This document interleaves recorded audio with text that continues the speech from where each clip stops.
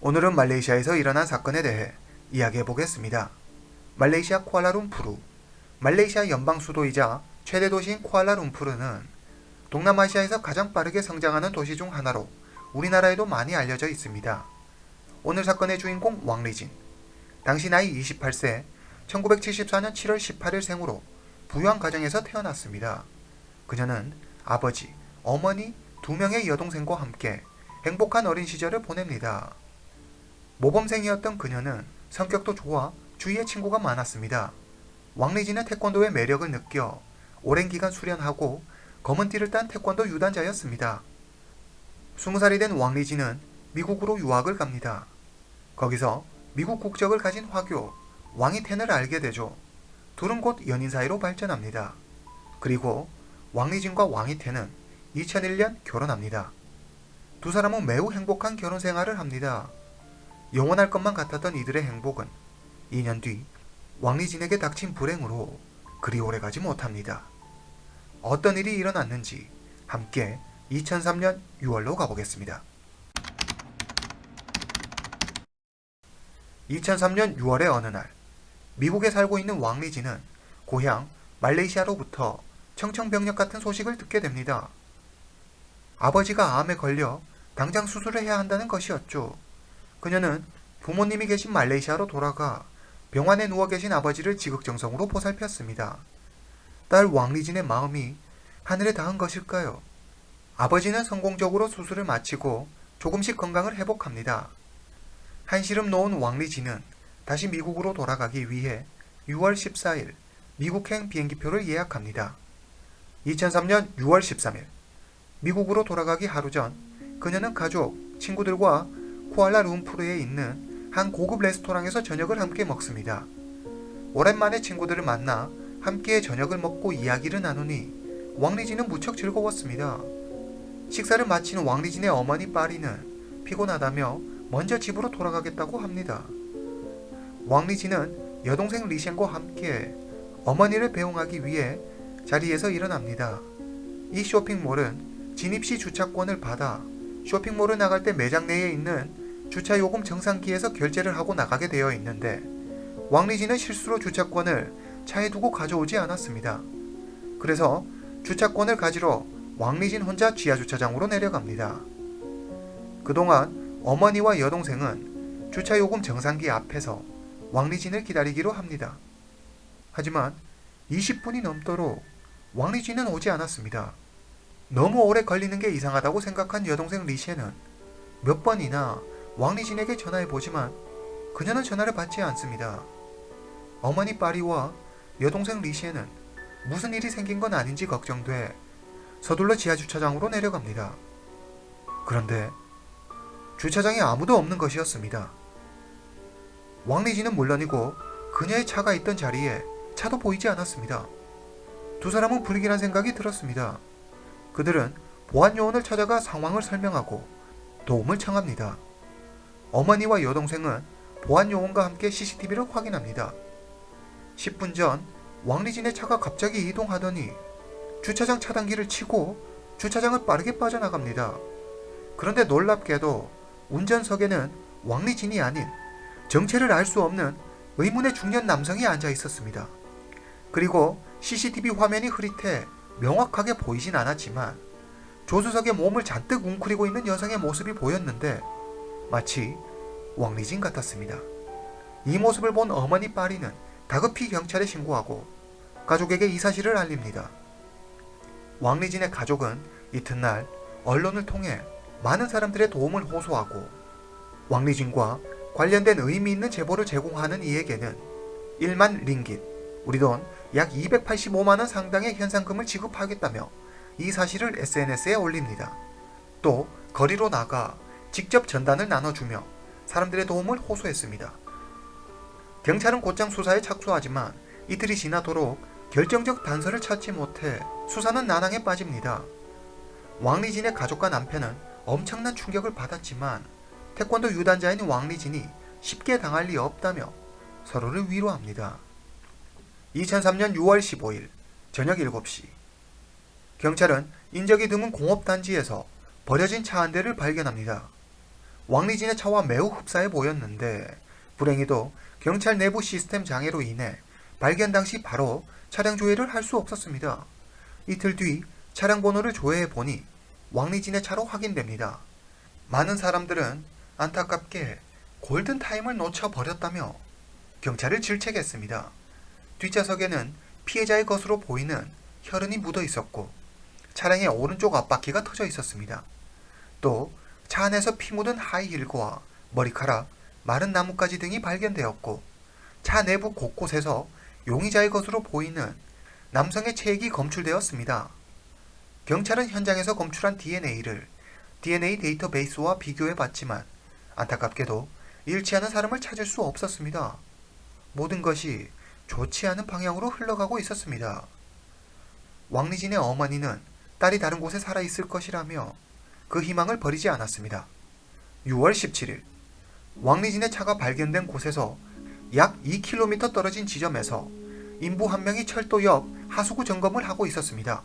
그는 어디선가 날아오는 코를 찌르는 듯한 역겨운 냄새에 그 냄새를 따라가 보는데 가까운 곳에 무언가를 덮어놓은 듯한 나무 판자를 발견합니다. 나무 판자를 들춰보니 시멘트가 들어있는 타이어가 2개 있었습니다. 이런 곳에 이런 물건들이 있다는 것이 이상하다는 생각이 들긴 했지만 그는 무의식적으로 2개의 타이어를 치웁니다.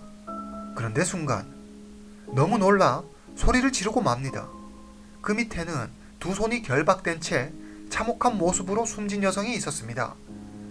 그는 바로 경찰에 신고합니다. 신고를 받고 출동한 경찰은 피해자의 신원을 확인하기 위해 인근에서 일어난 사건들을 확인합니다. 그리고 왕리진 사건과 유사점이 많다고 판단해 그녀의 가족을 경찰서로 부릅니다. 경찰서에 도착한 여동생 리셰는 피해자가 왕리진임을 확신합니다. 일부만 남아있지만 피해자가 입고 있던 청바지는 3일 전 자신이 언니 왕리진에게 빌려주었던 청바지였기 때문입니다. 그리고 피해자의 치아 상태와 남편 왕이텐이 미국에서 가져온 왕리진의 치과 기록이 일치했습니다. 피해자는 바로 왕리진이었습니다. 오랜만에 방문한 고향에서 가족, 친구들과 행복한 시간을 보내다 갑자기 사라진 그녀는 이렇게 사랑하는 사람들 앞에 죽음이 되어 돌아왔습니다. 경찰은 피해자 왕리진의 부검을 의뢰합니다.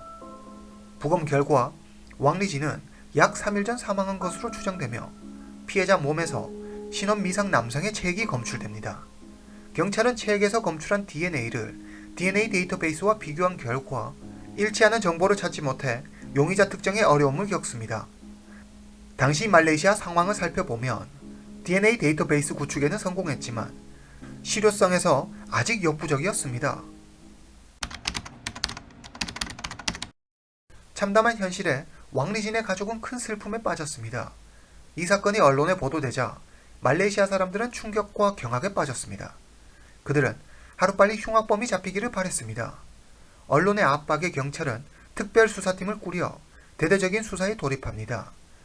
경찰은 혹시나 하는 마음에 왕리진에게 전화를 해봅니다. 그런데 어느 남성이 받는 것이었습니다. 경찰은 그가 용의자일지도 모른다는 생각에 그를 추적합니다. 그의 이름은 아지잔 이스마일, 운전기사입니다. 그의 말에 따르면 6월 14일 새벽 길을 지나다 길가에 세워진 차 한 대를 발견합니다. 그는 고장난 의자를 수리하기 위해 공구를 빌리러 그 차로 다가갑니다. 그런데 자신이 가까이 다가가자 그 차는 손살같이 달아났습니다. 그리고 얼마 뒤 운전기사 아지잔은 다른 장소에서 그 차를 다시 만나게 됩니다. 길가에 서 있는 차를 본 아지잔은 커플이 사랑을 나누고 있다고 생각해 몰래 볼 심산으로 차로 다가갑니다.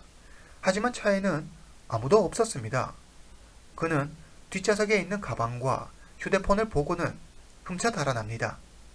경찰 조사에서 아지잔의 완벽한 알리바이가 입증되면서 아지잔은 유력한 용의자에서 목격자로 바뀝니다. 그러나 안타깝게도 아지잔은 주의가 어두워 남성의 얼굴을 자세히 보지 못했다고 했습니다. 그리고 얼마 후 라비라는 순경이 사건 해결에 중요한 실마리가 될 정보를 가지고 있다는 사실을 알게 됩니다. 그는 2장의 신분증을 가지고 있었는데 한 장은 나짐이라는 남성의 것이었고 또 다른 한 장은 왕리진의 것이었습니다. 라비의 말에 따르면 6월 13일 밤 11시 15분 그는 순찰 도중 시동이 켜진 채로 길가에 세워진 차 한 대를 발견합니다. 한참이 지나도 아무 움직임이 없는 것이 무언가 상당히 수상합니다. 가까이 다가가 살펴보니 차에는 남자 한 명과 여자 한 명이 타고 있었습니다. 라비는 두 사람에게 신분증 제시를 요구합니다. 그런데 조수석에 타고 있는 젊은 여성이 라비를 향해 알 수 없는 수신호를 보냅니다. 라비는 매우 불안해 보이는 여성의 모습에 구조 요청 신호일지도 모른다고 생각합니다. 라비는 두 사람의 신분증을 받으며 조수석에 타고 있는 여성을 향해 차에서 내리라고 지시합니다. 그 순간 운전석에 있던 남성은 차를 몰아 그대로 도주해 버립니다. 모든 일은 순식간에 벌어졌습니다. 깜짝 놀란 라비는 총으로 도주하는 차량에 오른쪽 앞 타이어를 쏜 후 오토바이를 타고 추적하지만 그를 체포하는 데 실패합니다. 당시 라비는 이 일을 상부에 보고하지만 누구도 관심을 보이지 않았습니다. 안타깝게도 라비는 왕리진의 사건을 알지 못했고 이 일은 이렇게 그대로 묻혀버립니다. 유족들에게는 안타까운 순간이 아닐 수 없습니다. 특별수사팀은 라비가 놓친 나짐이라는 남성이 주차장 CCTV에서 찍힌 남성과 동일 인물일 가능성이 높다고 판단해 그를 가장 유력한 용의자로 보고 그의 행적을 뒤쫓습니다. 경찰 조사 결과 나짐의 신분증에 등록된 주소는 거짓이었고 회사 관련 기록 또한 조작된 것이었습니다. 이에 경찰은 더욱 나짐이 범인일 것으로 확신하고 그에 대한 수사 범위를 확대합니다. 경찰은 가족관계 등록 정보 시스템을 통해 나짐의 정보를 얻는 데 성공합니다. 나짐 빈 아리스, 당시 나이 27세, 그는 항공기 청소 용역 노동자로 이미 결혼해 3살 된 아이가 있었습니다. 그리고 그의 아내는 현재 임신한 상태였습니다. 경찰은 나짐의 흔적을 쫓기 위해 그의 아내의 일거수일투족을 감시합니다. 그러다 6월 20일 새벽 4시경 오랜 기다림 끝에 마침내 경찰은 그의 집 근처에서 몰래 아내를 만나러 온 나짐을 체포하는 데 성공합니다. 이후 진행된 경찰 신문에서 나짐은 사건 현장에서 자신과 관련된 어떤 증거도 발견되지 않았고 단 한 명의 목격자도 나오지 않았다며 모든 혐의를 부인합니다. 경찰은 법원으로부터 수색영장을 발부받아 나짐의 집을 수색합니다. 그리고 그의 집에서 혈흔이 묻어있는 파란색 재킷과 청바지를 발견합니다. 분석 결과 재킷과 청바지에 묻은 혈흔 모두 왕리진의 것으로 밝혀집니다. 또한 왕리진의 몸에서 검출된 체액과 나짐의 DNA가 완벽히 일치했습니다. 명백한 증거 앞에 나짐은 결국 자신의 범행을 모두 시인합니다. 그러면 나짐의 진술에 따라 6월 13일 저녁 무슨 일이 있었는지 사건을 재구성해 보겠습니다. 6월 13일 저녁 나짐은 쇼핑몰 지하 주차장에서 자동차 문을 열고 무언가를 찾고 있는 왕리진을 발견합니다. 그는 주체할 수 없는 욕망에 사로잡힙니다. 나짐은 왕리진을 그녀의 차 안으로 밀어넣고 바로 그녀의 차를 몰아 주차장을 빠져나갑니다. 그리고는 인적이 드문 곳으로 이동합니다. 나짐이 왕리진에게 몹쓸 짓을 하려는 순간 순경 라비가 그들에게 다가와 신분증을 요구합니다. 긴장한 나짐은 라비의 지시를 순순히 따르는 척 신분증을 건네는데 이상 기류를 감지한 라비가 왕리진에게 차에서 내리라고 지시하자 나짐은 그대로 차를 몰아 달아납니다. 나짐은 순경 라비의 추격을 따돌렸지만 라비가 차 오른쪽 앞 타이어를 맞춰버리는 바람에 펑크가 납니다. 순경 라비를 따돌렸다고 생각한 나짐은 길가에 차를 세우고 왕리진에게 몹쓸 짓을 저지릅니다. 그런데 어느 운전기사가 다가와 도움을 청합니다. 의자를 수리해야 하는데 공구 좀 빌릴 수 있나요? 나짐은 운전기사의 등장에 화들짝 놀라 차를 몰고 도망갑니다. 한적한 길가에 차를 세운 나짐은 다시 왕리진에게 몹쓸 짓을 하고 목숨을 빼앗아 버립니다. 그는 범행 장소에서 약 1km 떨어진 곳으로 이동해 그곳에 왕리진을 유기합니다. 그리고 자신의 범행을 감추기 위해 시멘트가 들어있는 타이어 2개와 나무 판자를 올려놓습니다. 모든 처리를 끝낸 나짐은 왕리진의 차를 공업단지에 버리고 택시를 타고 집으로 돌아갑니다. 다음날 아침 일찍 일어난 나짐은 왕리진의 가족들이 왕리진을 찾고 있다는 뉴스를 봅니다. 그는 자신의 범행이 발각될까 두려워 흔적을 없애기로 합니다. 그는 휘발유를 가지고 범행 현장으로 다시 가죠. 왕리진은 싸늘하게 식어 있었습니다. 나짐은 준비해온 휘발유를 모두 붓고 라이터를 이용해 불을 붙입니다. 2003년 9월 15일 말레이시아 고등법원에서 해당 사건에 대한 심리가 진행됩니다. 하지만 뜻밖에도 법정에선 나짐은 시종일관 얼굴에 미소를 띠고 있었으며 기존 그의 진술을 뒤엎고 자신의 범행 일체를 부인합니다. 나짐의 변호인단은 검찰이 제출한 증거들에 동의할 수 없다며 세 가지 의문을 제시합니다. 첫 번째, 주차장에 설치된 CCTV 화질이 좋지 않아 사건 당일 CCTV 속 남성이 반드시 나짐이라고 확신할 수 없다. 두 번째, 나짐의 집에서 발견된 왕리진의 혈흔이 묻은 파란색 재킷과 청바지가 나짐의 옷이라는 것을 증명할 수 없다. 세 번째, 왕리진은 검은 띠를 딴 태권도 유단자인데 왜 도망치거나 반항하지 않았나? 특히 나짐의 변호인단이 제시한 이 세 번째 의문에 대해서 말레이시아 사람들 사이에서 논쟁이 벌어졌습니다. 순경 라비를 만났을 때, 운전기사가 다가갔을 때 등 도망갈 기회가 최소 2번 이상 있었음에도 불구하고 그녀가 반항조차 하지 않았다는 사실에 많은 사람들이 의문을 제시하며 그녀의 행동을 이해하지 못했습니다. 그래서 일각에서는 왕리진과 나짐이 사실 내연 관계였을 것이라는 추측까지 나돌았습니다. 나짐의 이웃들은 그가 평소 행실이 단정하고 성실하며 부부관계도 매우 좋았다며 그가 이런 흉악한 사건에 범인일 리 없다며 사실을 믿지 못했습니다.